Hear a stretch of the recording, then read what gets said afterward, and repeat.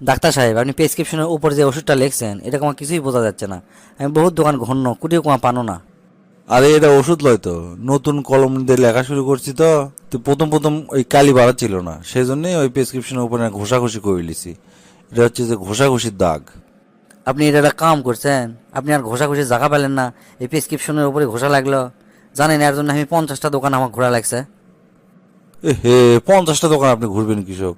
এটা তো দেখেই বোঝা যাচ্ছে এটা ঘষাঘষি। দেড় মেয়ে এটা ঘষাঘষি? আপনি আরগুলা জেলা ওষুধ লিখছেন সেগুলো সব ঘষাঘষি লাগাতেই লিখছেন আপনি। সব লেখা আপনার একই। মুখ সামলে কথা কন, এটা কি ধরনের ভাষা? আপনি জানেন আপনি কার সাথে কথা করছেন? আপনি একজন এমবিবিএস ডাক্তারের সাথে আপনি কথা করছেন। আপনি এত শিক্ষিত, এমবিবিএস পাস করছেন, তো লেখা এত খারাপ কৃষক? আপনি সুন্দর লেখা এতদিন ধরে লেখাপড়া করছেন, সুন্দর করে লেখাপড়া শিখেননি এখন পর্যন্ত। এখন তো আমার সন্দেহ হচ্ছে যে আপনি লেখাপড়া করছেন কিনা, না মিসাই ডাক্তারের চেয়ার বসছেন। আমার সার্টিফিকেট দিয়ে প্রমাণ চাচ্ছে। এত খাপসা লেখা হয় মানুষের। আমার কতখানি ক্ষতি আছে জানেন? প্রথম দোকানত গেছি, তাই করছে আজ দেবো না, কাল কালি আসি দেবো নি। আর পরের দোকানত গেছি, সেই দোকানদার করছে এই কোম্পানি বন্ধ হয়ে গেছে, অন্য কোম্পানি আছে, দেবো নাকি। তারপরে দোকানত গেছি, তাই করছে এই ওষুধের খুব ডিমান্ড, 200 টাকা এক্সট্রা দেওয়া লাগবে। আমি তো অর্ডার দিছি, ভাগ্য ভালো এই ওষুধটা খুঁজে পাইনি। তারপরে এক চীনা দোকানদার করছে ভাই এটা তো ক্যান্সারের ওষুধ। কার আবার ক্যান্সার হসে?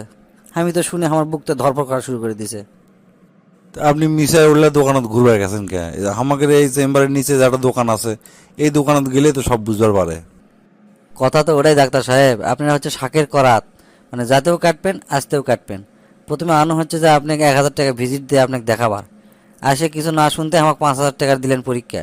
পরীক্ষা নিয়ে আসনো, নিয়ে আসার পর কোনো রিপোর্টে আপনি দেখলেন না, না দেখে হিজিবিজি করে প্রেসক্রিপশন দিলেন লেখে। সেই লেখা কেউ বুঝার পারে না। এখন আবার করছেন যে অমুক দোকান ছাড়া অন্য দোকানে আপনি ওষুধ পাবেন না। তার মানে আমাকে আপনি পদে পদে পদে পদে মারিচ্ছেন। আপনি ইঙ্গা করে কথা করছেন কৃষক, একটু ভদ্রভাবে কথা কন। আপনিরা অভদ্রভাবে টাকা নিচ্ছেন, আর আমরা অভদ্র কথা কলেই দোষ না? আপনি কি জানেন আপনি গের মতো ডাক্তারে গেলে খারাপ হাতের লেখার জন্য রুগী গেলে কত বড় ক্ষতি হয়, কত বড় সর্বনাশ হয়?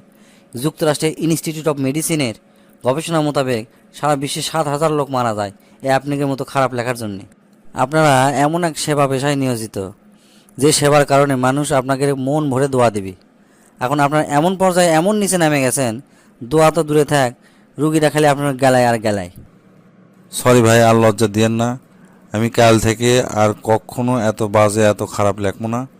স্পষ্ট করে প্রেসক্রিপশন লেখার চেষ্টা করবো, আর সঠিকভাবে চিকিৎসা করার চেষ্টা করবো ভাই। কাল থেকে কৃষক আপনি এখন থেকেই লিখবেন সুন্দর হাতের লেখা, আর এডা রোগীও যেন আপনার দ্বারা যেন কোনো ক্ষতিগ্রস্ত না হয়। ঠিক আছে ভাই, আর লজ্জা দিয়েন না। আমি এখন থেকে সুন্দর করে প্রেসক্রিপশন লেখবো, আর সকল বাংলাদেশের সকল